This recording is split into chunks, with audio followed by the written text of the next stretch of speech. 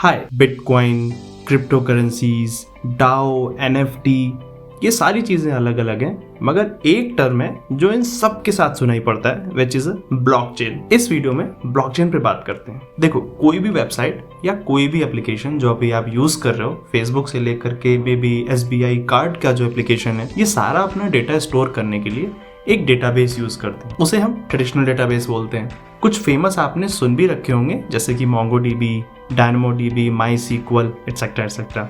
ये सब traditional database की कैटेगरी में आते हैं। अभी ब्लॉकचेन भी ना, अगर एक लाइन में बताऊं तो एक डेटाबेस ही है, इससे ज़्यादा और कुछ भी नहीं है। बट ट्रेडिशनल डेटाबेसेस से कैसे अलग है? देखो, ट्रेडिशनल डेटाबेस जो होता है उसमें स्टोर की हुई इन्फॉर्मेशन को आप ऑल्टर कर सकते हो, मॉडिफाई कर सकते हो, एडिट या डिलीट या जो भी, ठीक है। जैसे कि हम फेसबुक पे अगर फोटोज अपलोड करते हैं तो उन्हें डिलीट भी तो कर सकते हैं। दैट मीन्स कि हमारा डेटा अगर स्टोर हो रहा है तो फिर वो डिलीटेबल भी है या एडिटेबल भी है। सेम एज अब बैंक के केस में होता है, आप जो बैंक में अपने ट्रांजेक्शन्स करते हो उसे हम एज अ प्रूफ कई जगह दिखाते हैं, राइट। ऐसा सोचते हैं कि शायद ये चेंज नहीं हो सकते, but guess what, that is only a perception कि बैंक डेटा चेंज नहीं करता है, ये एक अलग चीज़ है। लेकिन नहीं कर सकता है ऐसा नहीं है। सारी डिटेल्स ट्रेडिशनल डेटाबेस में स्टोर होती हैं।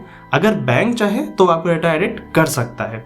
यहीं पे जो मेजर डिफरेंस आता है वो आता है ब्लॉकचेन डेटाबेस में। ब्लॉकचेन डेटाबेस बेसिकली जो की फीचर है ना, वो इम्यूटेबल होता है। एक बार अगर इंफॉर्मेशन स्टोर हो गई, वो एडिट नहीं हो सकती, अपडेट नहीं हो सकती, करप्ट नहीं हो सकती किसी भी फॉर्म में।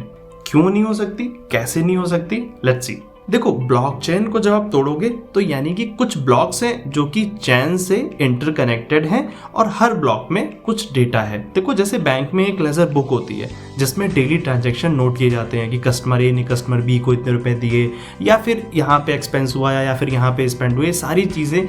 मान लो कि आज की किसी XYZ बैंक के एक लेजर में 10 ट्रांजेक्शन हैं। अब आपको क्या करना है, ये 10 ट्रांजेक्शन एक एक करके हर एक ब्लॉक में डाल देने।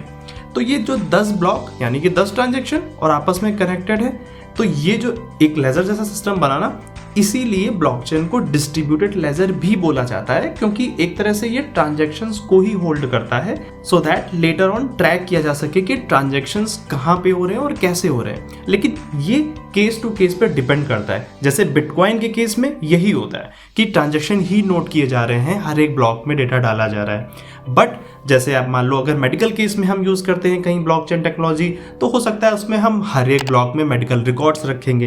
अब ये सिक्योर कैसे है? जब भी किसी ब्लॉक में हमें डेटा डालना होता है तो 3 चीज़ें कंपलसरी होती हैं। नंबर 1, सबसे पहले तो डेटा होना चाहिए और वैलिड डेटा होना चाहिए। जैसे कि बिटकॉइन के केस में किसने किसको और कितना अमाउंट भेजा, ये डेटा हो गया, वैलिड ट्रांजैक्शन होना चाहिए। नंबर 2, एक हैश की जनरेट होती है। ये जो हैश की है ये ऑटोमेटिक जनरेट होती है। जब भी कोई ट्रांजैक्शन किसी भी एक ब्लॉक में रिकॉर्ड हो रहा है तो एक हैश की जनरेट होगी। हैश की बेसिकली ये मान लो आप किसी भी एल्गोरिदम SHA 256 या किसी भी एल्गोरिदम को यूज करके बनाया हुआ एक बड़ा सा यूनिक नंबर होता है जो हर एक ब्लॉक का अलग अलग होगा और यूनिक होगा, वो ऑटोमेटिक ही जनरेट होता है।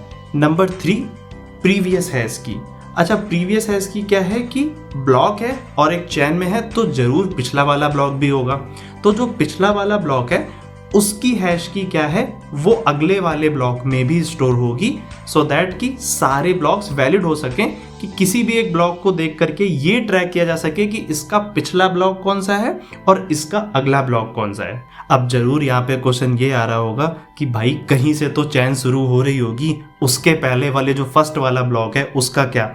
उसमें प्रीवियस की जो होती है, जो प्रीवियस हैश की, वो 0 होती है, ठीक है। उसको बोलते हैं जेनेसिस ब्लॉक। अब एक बात जरूर आपको ट्रबल कर रही होगी कि ठीक है भाई, हैश की होती है, मान लिया, प्रीवियस हैश की होती है, ठीक है, सारी चीजें, लेकिन जो स्टार्टिंग में बोला कि इम्यूटेबल होता है, या फिर हर जगह बोलते हैं कि इसे एडिट नहीं किया जा सकता, ऐसा कैसे पॉसिबल है? देखो, अगर आपने ध्यान से सुना तो मैंने पहले भी बोला कि जब भी किसी ब्लॉक में डेटा डालना होता है तो जो हैश की है वो ऑटोमेटिक जनरेट होती है। यानी कि अगर आप किसी भी ब्लॉक में जाकर के किसी भी तरह से टैम्पर करने की कोशिश करते हो या डेटा को मॉडिफाई करने की कोशिश करते हो, तो तुरंत जो हैश की है वो फिर से नई जनरेट हो जाएगी। और जब वो हैश की नई जनरेट होगी तो जो उसका नेक्स्ट वाला ब्लॉक है जिसमें कि प्रीवियस की पहले पुरानी वाली स्टोर थी, अब पुरानी वाली की तो मॉडिफाई हो गई, नई की आ गई, यानी कि वहां से जो चेन है वो ब्रेक हो रही है। अब अगर आपको चेन को कंटिन्यू करना है तो आगे के जितने भी ब्लॉक हैं सबकी जो प्रीवियस हैश की है और जो हैश की है वो अपडेट करनी पड़ेगी सो दैट कि सारे एक चेन में वापस आ जाएं। ठीक है, अभी आपके दिमाग में हो सकता है ये आ रहा हो, तो ठीक है कर लेंगे। एक ब्लॉक में जैसे एडिट किया वैसे आगे के सारे ब्लॉक में एडिट कर देंगे। लेकिन यहाँ पे जब हमने बात शुरू की थी तो एग्जाम्पल के लिए 8-10 ब्लॉक समझे थे, बट एक्चुअल में आप भी जानते हो कि जो ये ट्रांजैक्शन हैं ये 8-10 ब्लॉक नहीं है, करोड़ों मिलियन बिलियंस लंबी ब्लॉकचेन है। एक ब्लॉक में चेंज करने के लिए आपको आगे के जितने करोड़ों ब्लॉक्स लगे हुए हैं वो सारे चेंज करने पड़ेंगे।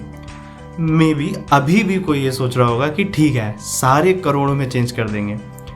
अब यहाँ पे कॉन्सेप्ट आता है प्रूफ ऑफ वर्क का। देखो ब्लॉकचेन के अलग अलग एप्लीकेशन में अलग अलग टाइम लिमिट हो सकती है या अलग अलग तरीका हो सकता है वैलिडेट करने का, लेकिन अगर हम बिटकॉइन की बात करें तो वो प्रूफ ऑफ वर्क कॉन्सेप्ट का ही यूज़ करता है।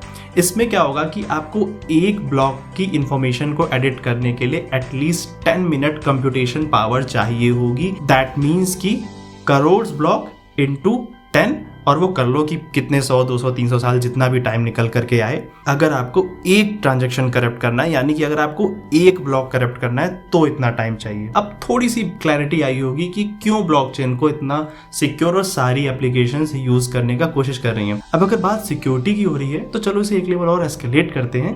देखो जिस एक ब्लॉकचेन लेजर की बेसिकली जो हम बात कर रहे थे इतनी देर से, सपोज करो कि इस एक ब्लॉकचेन लेजर को हम डाल देते हैं इंटरनेट पर, नेटवर्क पर, और इसकी 1 करोड़ मान लो यूजर हैं बिटकॉइन के, तो 1 करोड़ यूजर्स को सबको एक एक कॉपी दे देते हैं इस एक लेजर की। अब मान लो कि आपने एक लेजर में कुछ ऐसा ट्रांजैक्शन कर भी दिया अपने ब्लॉकचेन में जो कि करप्ट है, जो सही नहीं है, तो भी जो बाकी के 1 करोड़ लोगों के पास लेजर है उसमें जो कॉपी है वो तो करेक्ट कॉपी है ना, वो तो आराम से ट्रैक हो जाएगा कि करप्ट वाला ट्रांजैक्शन कौन सा है और उस ट्रांजैक्शन को आराम से रिजेक्ट कर दिया जाएगा।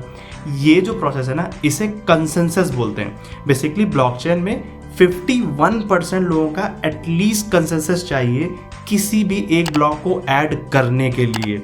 यानी कि ब्लॉकचेन में कोई भी अगर चेंज होने जा रहा है, चाहे वो एडिशन ऑफ ब्लॉक ही क्यों ना हो, तो भी 51% लोगों को एटलीस्ट अलाउ करना पड़ेगा, अपना कंसेंट देना पड़ेगा कि ये जो ब्लॉक है ये वैलिड है, अप्रूव्ड है, तो ही ऐड हो सकता है। और तब वो जब ऐड होगा तो पूरे 1 करोड़ लोगों की लेजर में एक साथ ऐड हो जाएगा, यानी कि सेम कॉपी सबके पास अगेन आ जाएगी। तो बस इतना सा है ब्लॉकचेन का कोर। इसके आगे अलग अलग एप्लीकेशन, अलग अलग टेक्नोलॉजीज इसे अपने अकॉर्डिंग अडॉप्ट करती हैं और अपने अकॉर्डिंग चेंजेस करती हैं। आगे हम बात करने वाले हैं Web3, DAO, NFT and what not. तो आपके अगर कोई क्वेश्चंस है आप कमेंट में लिख सकते हो, लाइक कर सकते हो, शेयर कर सकते हो, और अगर सब्सक्राइब कर दो तो और भी अच्छा रहेगा। This is Utkarsh, thank you, bye.